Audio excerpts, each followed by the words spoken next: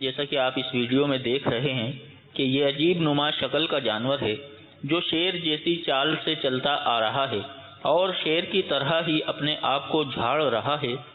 آپ سے میرا سوال ہے کہ یہ جانور کون سا ہے، اور ایسا حلال جانور جو کسی دوسرے حرام یا درندے جانور کی شکل سے مشابہت رکھتا ہو، ایسے جانور کی قربانی جائز ہے؟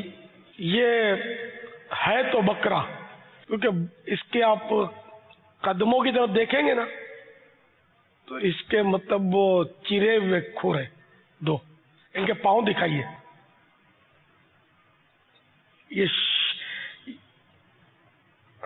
ان کے پاؤں جو ہے نا وہ کھر،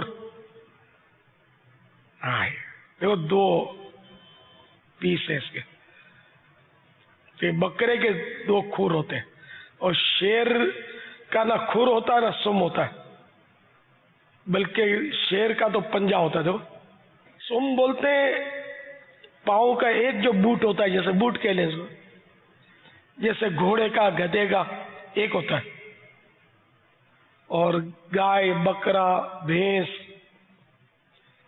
ان سب کے ہرنی یہ مویشی کہلاتے ہیں، تو ان کے دو بوٹ ہوتے ہیں، تو یہ دو بوٹ والا جو ہوتا ہے نا اس کو کھر بولتے ہیں، اور ایک بوٹ کو گھوڑے گدھے والا جو ہوتا ہے اس کو سم بولتے ہیں۔ تو یہ ہے تو بکرا، اب وہ شیر کی طرح اس کا انداز ہے تو ہوتا رہے، اگر یہ وحشی یعنی جنگلی جانور نہیں ہے تب تو قربانی ہو جائے گی، جنگلی جانور کی قربانی نہیں ہوتی، جنگلی بکرا جیسے تو اس کی قربانی نہیں ہوگی۔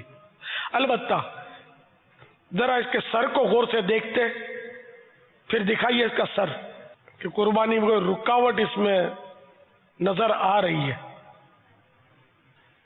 بوجھو تو جانے۔ یہ کون بوجھے گا حضور؟ شخصیات شاید بوجھ جائے ہمارے پیچھے جو ہے کہ اس جانور کے سر میں ایک قربانی کی رکاوٹ نظر آ رہی ہے۔ اچھا باہر بھی شخصیاتیں ہوئی، ایک ہی ہے۔ پیچھے اگر مائک لے کر چلا جائے اور کوئی بتانے والا ہو تو بتا دیں کہ کیا اس میں رکاوٹ ہے قربانی میں، اگرچہ ہے بکرا اور وہ شیر کی طرح جھومتا ہے، بلکہ پورا اس کا انگ انگ جھومتا ہے، جب اس نے جھما کے دکھایا تھا تو وہ ٹھیک ہے، اس کے کرتب ہے تو بکرا ہی ہے، اور جنگلی بھی لگ نہیں رہی ہے، یعنی دیسی لگ رہا ہے، لیکن میں نے مسئلہ بتا دیا کہ جنگلی ہے تو قربانی نہیں ہوتی، دیسی ہے تو ہو جائے گی۔ السلام علیکم ورحمۃ اللہ وبرکاتہ۔ وعلیکم السلام ورحمۃ اللہ وبرکاتہ۔ میرے باپا جان، یہ جو بکرا دکھایا جا رہا ہے تو اس کا کان کٹا ہوا ہے باپا، جس کی وجہ سے قربانی نہیں ہو سکتی۔ کان کتنا کٹا ہوا ہو تو قربانی نہیں ہوگی؟ باپا 1/3 سے اگر زیادہ کٹا ہوا ہو تو قربانی نہیں ہوگی۔ ان کا جواب درست ہوا؟ ہاں درست، ماشاء اللہ۔ واللہ تعالی اعلم ورسولہ اعلم عز وجل وصلی اللہ تعالی علیہ وآلہ وسلم۔ صلو علی الحبیب صلی اللہ تعالی علی محمد۔